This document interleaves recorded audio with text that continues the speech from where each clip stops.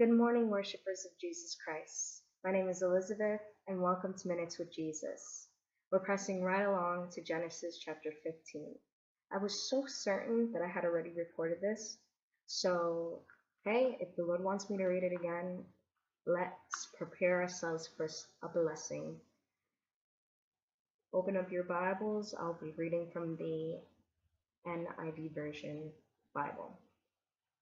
Let's pray.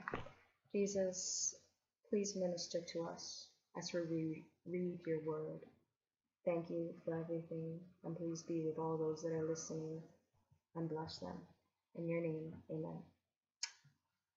God's covenant with Abram. After this, the word of the Lord came to Abram in a vision. Do not be afraid, Abram. I am your shield, your very great reward. But Abram said, O sovereign Lord, what can you give me, since I remain childless, and the one who will inherit my estate is Eliezer of Damascus? And Abram said, You have given me no children, so a servant in my household will be my heir. Then the word of the Lord came to him. This man will not be your heir, but a son coming from your own body will be your heir. He took him outside and said, Look up at the heavens and count the stars, if indeed you can count them. Then he said to him, So shall your offspring be. Abram believed the Lord, and he credited it to him as righteousness. Wow. I don't know, but that ministered to me right now, because when we believe in the Lord's promises, we are credited as righteousness, as righteous. And each Christian should just desire to be righteous in the Lord's sight. We should desire to obey him beyond even sacrifice. And I think one of the hardest things you know what? I'm not going to say the hardest thing for us. I'm going to say one of the hardest things for me to do is to trust, to believe, without doubt and worry in God's promise. And when we choose to do that, we are credited as righteous. So, verse 7.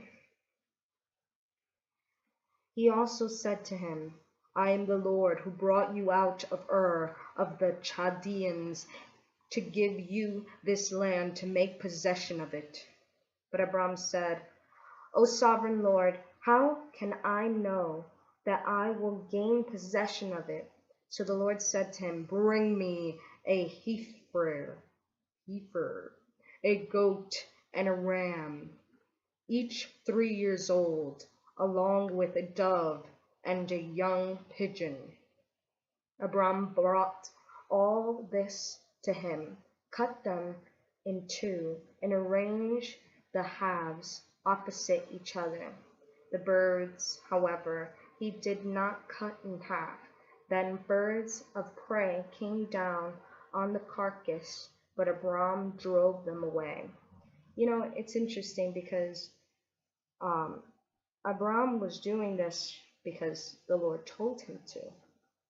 But just because Abram was obeying the Lord, it did not mean that the prey were not going to come down to prevent Abram from completing what the Lord had asked him to do.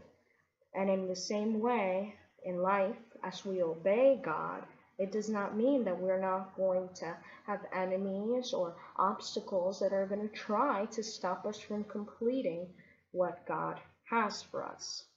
But yes, Abram was, and he drove those obstacles away. He didn't let that say, oh, well, I guess they'll just come down and take it away. You know, he just drove those things away. You know, resist the devil, he'll flee from you, you know. God will give you the strength to do just as Abram did. Go right up to those obstacles, right up to those birds, and tell them to go out. You know, you've been given that authority. Verse 12. As the sun was setting, Abram fell into a deep sleep, and a thick and dreadful darkness came over him. Then the Lord said to him, know for certain that your descendants will be strangers in a country not their own, and they will be enslaved and mistreated for hundreds of years.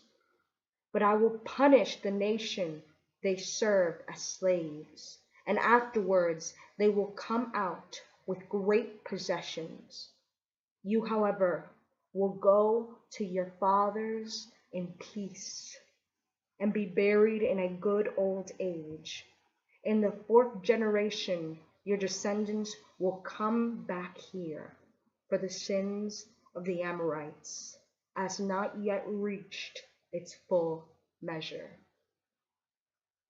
That was the prophecy of what the Jewish people would endure in Egypt, that they would be slaves for hundreds of years. But when they leave Egypt, they leave with the possessions that the Egyptians people give them themselves. After all of those, it's a long story, but I can't wait for us to get to that. Verse 17. When the sun had set and darkness had fallen, a smoking firepot with a blazing torch appeared and passed between the pieces. On that day the Lord made a covenant with Abram and said, to your descendants I give this land, from the river of Egypt to the great river, the Euphrates, the land of the Canaanites, Kenizzites, Cadmonites, Hittites, Perizzites, Rephaites, Amorites, Canaanites, Girgashites, and Jebusites. Wow. Glory to God. That goes to show you, if you obey the Lord, seek Him, you find Him, He blesses you. He blesses you beyond measure. Abram was just asking for a child. Not only did Abram get promised that he would bear a child, but then God also blesses him with land. The promise that his offspring would inherit this land. Glory to God. All right, let's pray. Jesus, thank you so much for this word. Help us to trust in your promises, to be patient and wait on them. Jesus, help us, Lord God, and we give you so much thanks for this message. Amen. God bless you, worshipers of Jesus Christ. Bye-bye.